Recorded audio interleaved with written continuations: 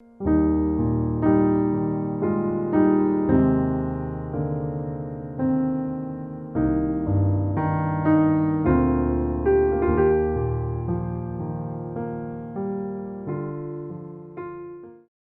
서로 인사 나누기를 원합니다. 예수 그리스도로 말미암아 사셨습니까? 서로 인사합니다. 시작.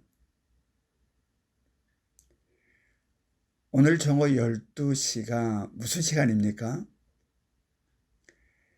지난 2주 동안 격리되었던 우리 예명교회 75명의 성도들이 격리로부터 해제되는 시간입니다.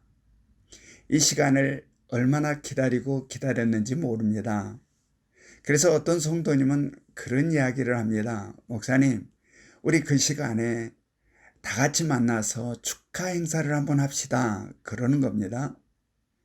얼마나 기다리고 그 시간이 얼마나 기뻤으면 그런 말씀을 하시겠습니까? 그러나 잘못하다가는 또다시 격리되는 불상사가 일어날 수 있으니 조금은 참은 것이 좋을 듯 싶습니다. 지금까지 참 힘든 시간들 모두가 다 잘 견디시고 이겨내셨습니다. 격리되신 분들뿐만 아니라 격리되지 않은 우리 성도님들도 바로 이 일로 인하여서 믿지 않는 가족들과 또한 직장으로부터 또는 이웃들로부터 따가운 눈총을 받아야 했고 불이익을 감수해야 했습니다. 그럼에도 불구하고 원망과 불평이 아니라 머리 대신 예수 그리스도로 한 몸을 이룬 지체들로서 한마음 한뜻이 되어 서로 위로하고 격려하며 멋지게 이겨나가는 모습은 얼마나 아름다운 모습이었는지 모릅니다. 아합 왕의 칼을 피하여서 그릿 시냇가에 숨어있는 엘리야를 하나님께서는 까마귀를 통하여 음식물을 공급해 주었듯이 이번에 하나님께서는 격리되지 않은 성도님들을 통하여 격리되신 성도님들을 돌보도록 하셨습니다. 그래서 그런지 요즘 까마귀가 동네 하늘을 날아다니면서 까악 울 때마다 어떤 생각이 나냐 하면 그래 그렇게 하는 거야. 그래 그렇게 하는 거야. 라는 소리처럼 들리는 겁니다. 그런데 제게 걱정이 하나 있습니다. 2주간 동안 거의 움직임이 없이 방 안에만 갇혀 살았던 우리 성도님들의 모습입니다. 얼마나 토실토실하게 되었을지 걱정 아닌 걱정인 듯 싶습니다. 집에만 있으면 살이 오르는 줄 잘 모릅니다. 외출할 일이 전혀 없고 아주 집에서 몸빼처럼 편안한 옷만 입고 아주 편안한 자세를 취하며 살다가 비로소 외출을 하는 시간이 되어 격리가 해제된 다음 거울 앞에 서서 맵신하는 옷을 입을 때 비로소 이게 뭐야가 되는 거죠. 그러므로 지난 목요일에 우리 셀 리더들을 통하여서 모든 성도들에게 보내드렸던 목회 서신 다 모두가 받아보셨으리라 믿습니다. 아직 받아보지 못하신 성도님들은 아마 곧 배달이 될 것입니다. 택배도 즉시 배달되는 새벽 배송이 있고 인내가 필요한 해외 배송이 있습니다. 그러므로 조금은 늦지만 반드시 배달될 터이니 조금만 기다리시기 바랍니다. 바로 그 목회 서신 지금 무엇하고 계십니까? 라는 글에서도 이 몸관리 잘 하시도록 부탁을 드렸습니다. 아무튼 이번 코로나 사태를 통하여 우리 예명교회는 참으로 많은 것을 느끼고 깨닫고 알게 되었습니다. 서로가 서로를 위로하고 격려하고 섬기는 일들을 통하여 예명이라는 영적 가족이 어떠한 가족이며 내게도 이러한 소중한 가족이 있음을 새삼스럽게 깨닫게 되었을 것입니다. 특별히 이번 격리된 성도들 중에는 청년들이 아주 많았습니다. 혈기왕성하여 한참 송아지처럼 뛰어다녀야 될 때인데 아무데도 가지 못하고 이렇게 집에 묶이게 된 것입니다. 얼마나 답답하고 힘들었겠습니까? 그런데 감사한 것은 이런 우리 청년들이 이 기간 동안 무엇을 한 줄 아십니까? 많은 사람들이 한꺼번에 들어올 수 있는 인터넷 화상 채팅방을 만들어서 서로 말씀을 나누고 교제를 하며 우리 주님 안에서 더욱 친밀하게 되었다라는 사실입니다. 마치 하나님께서 물고기들을 한 군데를 이렇게 모아놓은 것처럼 보였습니다. 얼마나 감사한지 모릅니다. 지난 목요일 셀리더를 통하여서 모든 성도들에게 보내드렸던 목회 서신에서도 언급하였던 것처럼 이번 우리 교회에 일어난 이 코로나 사태는 그냥 우연히 어쩌다 보니 일어난 사건이 아닙니다. 우리를 사랑하신 하나님의 계획하심과 뜻하심 가운데 있는 사건임을 기억할 수 있기를 원합니다. 지금 우리는 계속해서 요한복음 11장의 말씀을 보고 있습니다. 나사로가 병들어 죽게 된 이 사건, 바로 이 사건을 마주하게 된 마르다와 마리아의 마음은 어떠했을까요? 그들의 마음속에 어떠한 생각이 있게 되었을까요? 왜 하필이면이라는 생각이 그들의 마음속에 있었을 것입니다.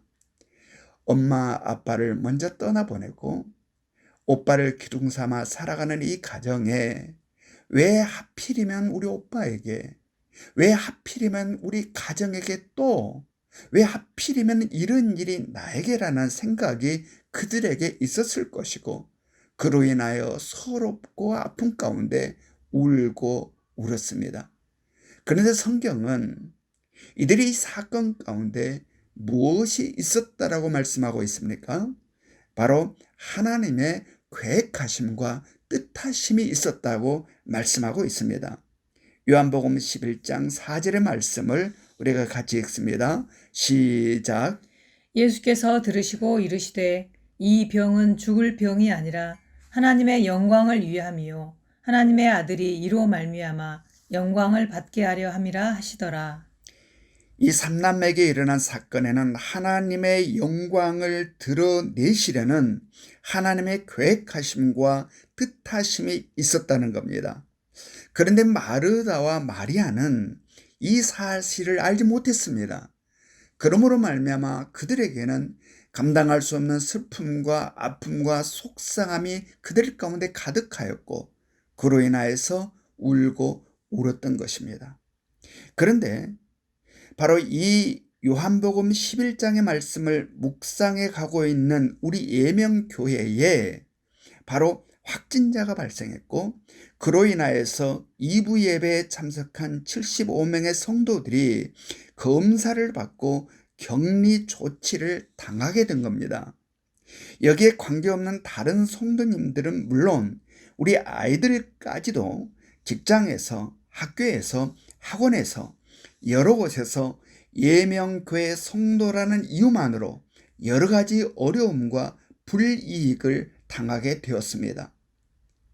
바로 이 일을 당하게 된 처음 우리들의 마음, 어떤 생각이 가장 먼저 밀려왔냐면 왜 하필이면 우리 교회에, 왜 하필이면 우리 가족 가운데, 왜 하필이면 내게 이런 일이 라는 생각들이 마치 마르다와 마리아처럼 우리들에게 있었습니다.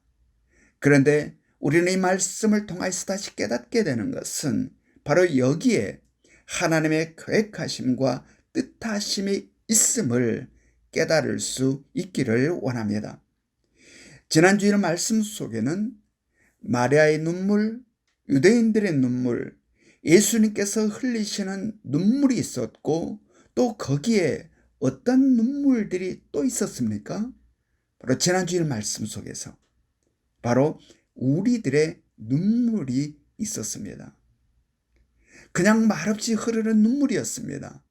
우리가 처한 상황과 환경 속에서 그냥 내 의지와 관계없이 그냥 흘러내리는 눈물, 그 눈물이 지난주일 우리가 말씀을 나누면서 우리 모든 성도님들 가운데 있었던 눈물입니다. 마치 우리가 바로 이 성경 속에 있는 것처럼 이 상황과 환경이 똑같이 동일한 것처럼 우리도 함께 눈물을 흘렸습니다. 그런데 오늘 말씀 제목이 뭡니까? 풀어놓아 다니게 하라.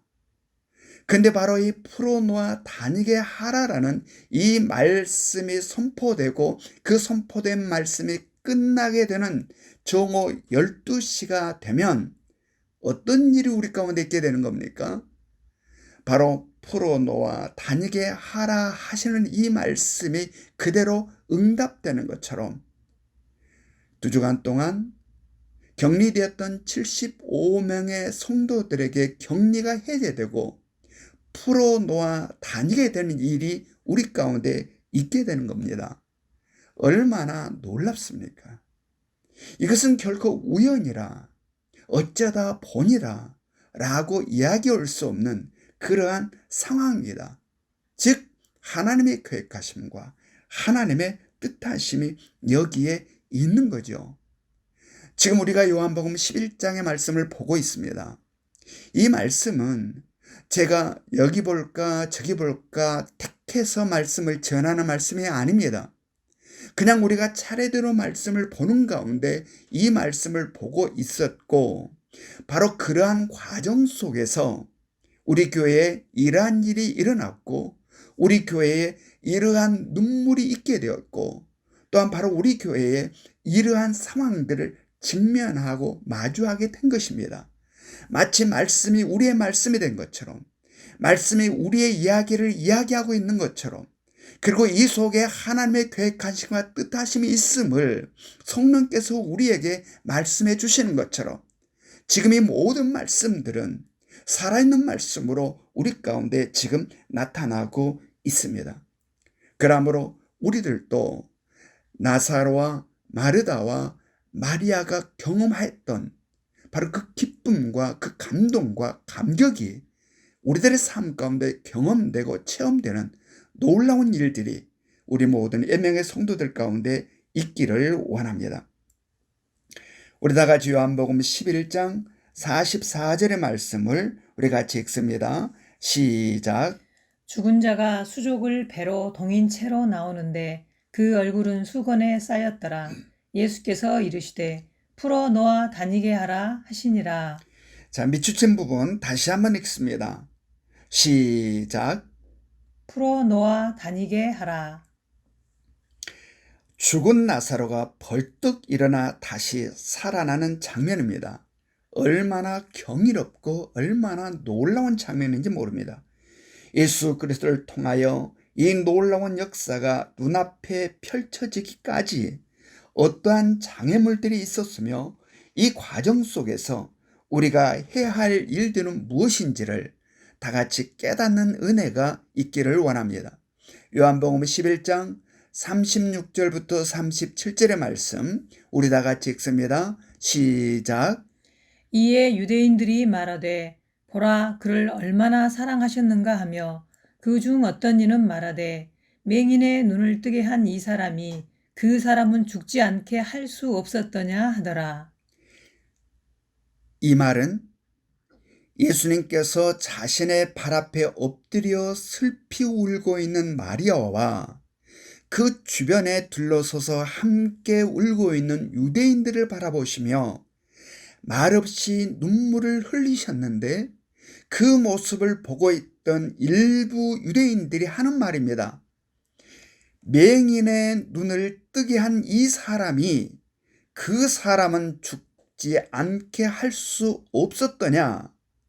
바로 여기에서 그들이 한 이 말 속에는 무엇이 담겨 있습니까? 불신입니다. 예수님에 대한 불신, 능력의 한계를 지금 말하고 있는 겁니다.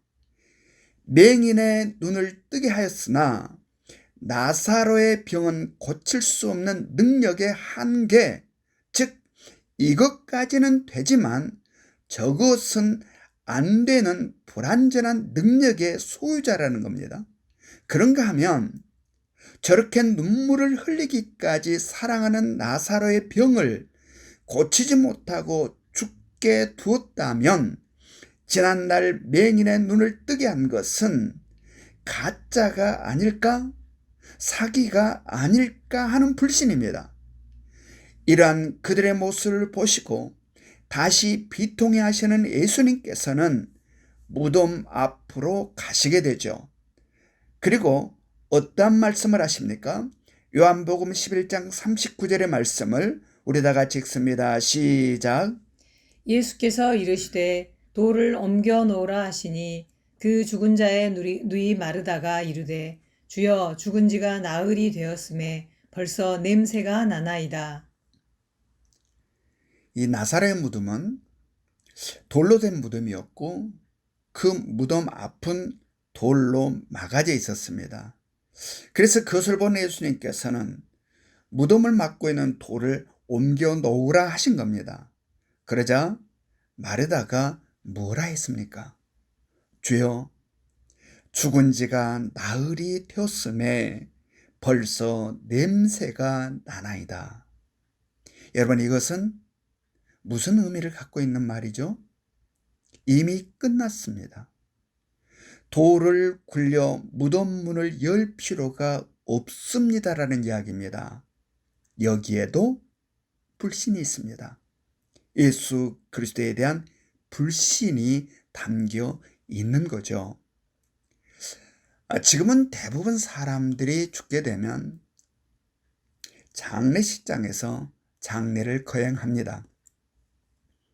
그러나 예전에는 대부분 다 집에서 이 장례를 치렀습니다. 그래서 사람이 죽게 되면 안방으로 그 시신을 모셔다가 두고 병풍으로 그 시신을 가려 놓았습니다. 그래서 이 병풍 앞에 앉아 있으면 병풍 뒤에 있는 시신이 다시 살아나서 아무개야, 아범아, 며느라 이렇게 부르는 것 같은 느낌이 있을 때가 있습니다. 여러분도 그런 경험 해보셨습니까? 저는 그런 경험을 해보았습니다. 저희 할머니가 제가 초등학교 4학년 때 돌아가셨습니다. 그래서 그 병풍 앞에 앉아 있을 때가 있었는데 가만히 앉아 있으면 병풍 뒤에 죽어 누워있는 할머니가 다시 살아나서 충식아라고 부르는 것 같은 그런 느낌을 막 받았습니다. 그래서 그 느낌이 올 때마다 우리 할머니 살아났나? 라고 다시 병풍 뒤로 돌아가 할머니의 시신을 이렇게 살핀 경우가 있습니다. 그리고 이제 시신을 여물에서 입간을 하고 간에 담아 놓게 되지요. 그리고 병풍으로 가려 놓습니다. 그러면 특별히 조용한 시간, 이제 옛날의 장례는 밤을 새며 이 위로하는 사람들이 와서 같이 시간을 보냅니다. 그러나 늦은 시간에는 대부분이 가고 몇 사람 있고 조용한 시간이 됩니다. 바로 그렇게 모두가 조용해지는 밤 늦은 밤 깊은 시간에 바로 이 관에서 똑똑똑 살아나서 노크를 하는 것 같은 느낌이 올 때도 있습니다. 그런데 이러한 느낌, 즉 다시 살아날 것 같은 이러한 느낌은 언제 사라지냐면 시신이 부패하여 냄새가 나기 시작하면 그때부터는 다시 살아날 것 같은 느낌이 전혀 없어집니다. 그래서 시신이 부패되어 악취가 방에 가득하게 되면 여기에 사람들은 향을 피워서 중화를 시킵니다. 그리고 특별히 이러한 악취는 날씨가 아주 무더운 여름에는 더욱더 강력한 악취가 나게 됩니다. 그리고 심한 경우는 이 사람의 부패한 몸에서 물이 흘러나옵니다. 썩은 물이죠. 그래서 관에서 썩은 물이 흘러나와 웅구하는 웅구위원들이 그 썩은 물을 뒤집어 쓰는 경우도 있습니다. 그래서 그러한 경우에는 비닐봉투로 그 관을 싸서 웅구를 하게 됩니다. 지금은 그러한 경우가 없어 굉장히 좋은 시절을 우리가 살고 있습니다. 바로 이렇게 시신이 썩어서 냄새가 나기 시작하면 사람들의 생각 속에서는 다시 이 사람이 살아날 것 같은 모든 생각이 사라져 버립니다. 바로 오늘 마르다도 마찬가지입니다. 바로 부패하여 지금 시신에서 냄새가 난다라는 겁니다. 그래서 예수님께서 돌을 옮겨 놓으라 하였을 때에 주여 죽은 지가 나흘이 되었음에 벌써 냄새가 나나이다 한 것입니다. 이것은 이제는 끝났습니다. 이제는 틀렸습니다. 이제는 소용이 없습니다. 라는 의미입니다. 그러자 예수님께서 무엇라 하셨습니까? 다 같이 요한복음 11장 40절의 말씀을 함께 읽습니다. 시작. 예수께서 이르시되 내 말이 내가 믿으면 하나님의 영광을 보리라 하지 아니하였느냐 하시니. 하나님의 영광은 어떠할 때 볼 수 있다고 지금 말씀하고 있습니까? 믿을 때에 기억할 수 있기를 원합니다. 하나님의 영광이란 하나님의 권위를 드러내는 그분의 행위 안에 있는 권능을 말하는데, 그 하나님의 영광은 믿을 때에 비로소 볼 수 있다는 것입니다. 우리는 이 말의 신뢰들을 성경에서 수없이 목격하였습니다. 그러므로 믿음으로 하나님의 영광을 볼 수 있기를 원합니다. 그런데 이게 그리 쉽지가 않습니다. 앞서 어떤 일들이 있었습니까? 예수님께서 오셔서 마을 어귀에서 마르다를 먼저 만나게 되죠. 마르다를 먼저 만나서 예수님께서 마르다에게 어떤 말씀을 하였습니까? 요한복음 11장 25절부터 26절의 말씀을 우리 함께 읽습니다. 시작. 예수께서 이르시되 나는 부활이요 생명이니 나를 믿는 자는 죽어도 살겠고 무릇 살아서 나를 믿는 자는 영원히 죽지 아니하리니 이것을 내가 믿느냐. 즉 예수 그리스도 안에는 죽음이 없다 하였습니다. 영원한 생명밖에 없다는 겁니다. 그러므로 예수 그리스도를 믿는 자는 죽어도 살겠고 살아서 믿는 자는 영원히 죽지 아니하리라 말씀하신 겁니다. 그러면서 마르다를 향하여서 내가 이것을 믿느냐라고 물으셨습니다. 그러자 마르다가 뭐라고 대답했습니까? 요한복음 11장 27절의 말씀을 우리 같이 읽습니다. 시작. 이르되 주여 그러하외다. 주는 그리스도시요 세상에 오시는 하나님의 아들이신 줄 내가 믿나이다. 얼마나 놀라운 고백인지 모릅니다. 그런데 썩어 냄새가 풍겨나고 있는 무덤 앞에서 이 고백은 완전히 사라져 버립니다. 지금 그것을 우리가 목격하고 있습니다. 우리 역시 이러할 때가 얼마나 많은지 모릅니다. 성경을 펼쳐놓고 말씀을 묵상하고 나눔을 할 때라든지 또는 이렇게 선포되는 말씀을 들을 때에는 마르다처럼 아멘, 믿습니다라는 고백이 우리들의 입술을 통하여서 자연스럽게 고백되고 나옵니다. 그런데 실제 문제 앞에 서게 되면 이 고백은 완전히 사라져버리고 세상의 논리와 세상의 이론과 세상 방법을 근거로 안 돼. 틀렸어. 이제는 끝났어. 더 이상 어쩔 수가 없어. 실망하고 낭망하고 절망하며 무너져 버립니다. 마치 예수 그리스도를 전혀 모르는 세상 사람들, 믿음이 없는 세상 사람들과 똑같은 모습일 때가 얼마나 많은지 모릅니다. 내가 믿으면 하나님의 영광을 보리라 하시는 바로 이 주님의 음성을 날마다 삶의 순간순간마다 들을 수 있기를 원합니다. 그리고 믿음으로 하나님의 영광을 볼 수 있기를 원합니다. 요한복음 11장 41절부터 42절의 말씀을 우리 함께 읽습니다. 시작. 돌을 옮겨 놓으니 예수께서 눈을 들어 우러러 보시고 이르시되 아버지여 내 말을 들으신 것을 감사하나이다. 항상 내 말을 들으시는 줄을 내가 알았나이다. 그러나 이 말씀 하옵는 것은 둘러선 무리를 위함이니 곧 아버지께서 나를 보내신 것을 그들로 믿게 하려 함이니이다. 지금까지 있었던 모든 것들과 지금 하고 있는 이 모든 것들과 앞으로 일어나게 될 이 모든 것들은 무엇을 위함이라고 말씀하고 있습니까?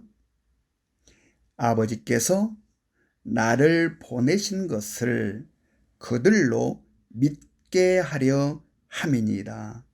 즉 예수 그리스도를 믿음으로 구원을 받게 하시기 위함이며 그로 말미암아 하나님의 영광을 보게 하시기 위함이라는 겁니다. 그러면서 이어서 뭐라 말씀하셨습니까? 요한복음 11장 43절부터 44절의 말씀을 우리 함께 읽습니다. 시작. 이 말씀을 하시고 큰 소리로 나사로야 나오라 부르시니 죽은 자가 수족을 배로 동인 채로 나오는데 그 얼굴은 수건에 쌓였더라. 예수께서 이르시되 풀어 놓아 다니게 하라 하시니라. 이것은 마치 태초에 삼위일체 하나님께서 말씀으로 천지를 창조하신 장면을 연상케 하고 있습니다. 시신에서 냄새가 난다라는 것은 몸을 이루고 있는 세포의 형체가 무너지고 녹아내렸음을 의미합니다. 그런데 그런 나사로를 다시 살리신 겁니다. 이것은 무엇을 이야기하고 있습니까? 바로 우리가 무덤에 묻혀서 우리의 몸이 썩어 흙이 되어 버린다 할지라도 혹은 우리의 몸이 화장터에서 한 줌의 재가 되어버린다 할지라도 예수 그리스도로 말미암아 다시 살아날 수 있음을 보여주시는 장면입니다. 즉 장차 있을 일이기에 믿는다 하면서도 온전히 믿지 못하는 우리들에게 주님 다시 오실 때 있게 되는 우리의 육체의 부활은 상상의 이야기가 아니라 실제 가능케 되는 이야기임을 나사로의 사건을 통해서 우리들에게 보여주고 있는 것입니다. 우리는 믿는다 하면서도 이 믿음이 얼마나 형편없고 얼마나 볼품없는지 모릅니다. 유대인들처럼 맹인의 눈은 뜨게 하였어도 나사로를 죽지 않게는 할 수 없었어. 마르다처럼 이미 썩어서 냄새가 나나이다 와 같은 생각들로 우리는 예수 그리스도의 능력을 제한하며 살아갈 때가 얼마나 많은지요. 그래서 수많은 것들에 오늘도 묶인 채 힘겹게 살아가는 모습이 우리들의 모습입니다. 온전한 믿음이 우리들에게 있기를 원합니다. 풀어 놓아 다니게 하라 하신 이 말씀이 우리들의 삶 가운데에 하나님의 영광으로 나타날 수 있기를 원합니다. 그리하여 경제적인 묶임에서 풀어지기를 원하고, 질병의 묶임에서 풀어지기를 원하고, 관계의 묶임에서 풀어지기를 원하고, 힘들고 고통스러운 모든 묶임들에서 풀어지는 놀라운 하나님의 역사가 우리 예명의 가족들 모두에게 일어나기를 주님의 이름으로 축원합니다. 우리 적용 질문 다 같이 함께 읽겠습니다. 1번 시작.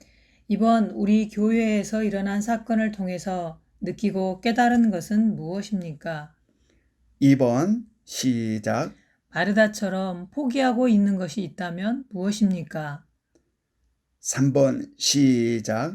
풀어 놓아 다니게 하라 하신 주님의 말씀이 내 삶 어디에서 이루어지기를 원하십니까?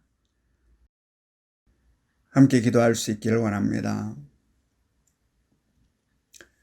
사랑과 은혜가 충만하신 하나님, 뜻하지 않는 일로 우리 예명교회 성도들 가운데 75명의 성도가 2주간 격리당한 채 힘겨운 시간들을 보내었습니다. 뿐만 아니라 격리를 당하지 않는 우리 성도님들도 여러 가지 모습들로 힘들고 어려운 상황 속에 직면해 있었습니다. 그러나 하나님께서는 이 모든 것들을 합력하여 선을 이루어 나가는 모습들을 우리들로 하여금 경험케 하시고 보게 하셔서 이를 통하여서 더욱더 우리 모두가 서로 사랑하며 아끼는 아름다운 공동체로 성숙해 갈 수 있도록 인도하여 주시니 고맙고 감사합니다. 바로 이 일 가운데에 또다시 오늘 말씀을 통하여서 우리를 사랑하신 하나님의 계획하심과 뜻하심을 다시 한번 깨닫게 됩니다. 오 주여 붙들어 주셔서 아버지 이 일을 통하여서 하나님의 영광 받으시기를 원하시는 그 놀라운 일들이 우리 모든 성도들의 삶 가운데 펼쳐질 수 있도록 아버지여 도와주시옵소서. 그래서 믿음 없는 우리들에게 살아계신 하나님의 일하심을 늘 경험하는 자 되게 해주시고 하나님의 역사를 입술로 증거해가는 우리가 될 수 있도록 아버지여 이끌어 주시옵소서. 아버지 믿는다 하면서도 우리는 예수 그리스도의 능력을 수없이 제한하며 살아갈 때가 너무나도 많습니다. 그러므로 말미암아 지금도 수많은 것들로 묶인 채 힘겨운 삶을 살아갑니다. 오 주여 우리를 붙들어 주시옵소서. 오직 믿을 때에만이 하나님의 영광을 보리라 하신 주님, 우리가 믿기를 원합니다. 예수 그리스도의 능력을 그 어떠한 부분에도 제한함이 없이 온전히 믿기를 원합니다. 그러므로 말미암아 오늘 죽은 나사로가 살아난 놀라운 하나님의 역사가 우리들의 삶 가운데 드러나기를 원하고 그것들을 통하여서 하나님의 영광이 우리들을 통하여서 많은 사람들에게 증거되기를 원하오니 우리들의 마음을 붙들어 주시어 진정 믿음 있는 자로 하나님의 영광을 보게 하옵시고 풀어놓아 다니게 하라는 주님의 그 말씀이 우리들의 삶 가운데 능력으로 나타나기를 소망합니다. 아버지여 우리를 붙들어 주시옵소서. 그래서 이 일 후에 우리 교회 많은 성도님들 가운데 묶임에서 풀어지는 놀라운 역사의 고백들이, 놀라운 간증들이 수없이 일어날 수 있도록 아버지여 우리를 인도하여 주시옵소서. 언제나 감사 속에 내일을 향하게 하옵시고 우리를 통하여 하나님만을 드러내는 삶이 우리의 모든 일상이 될 수 있도록 축복하여 주시옵소서. 사랑 많으신 예수님 이름으로 기도드리옵나이다. 아멘.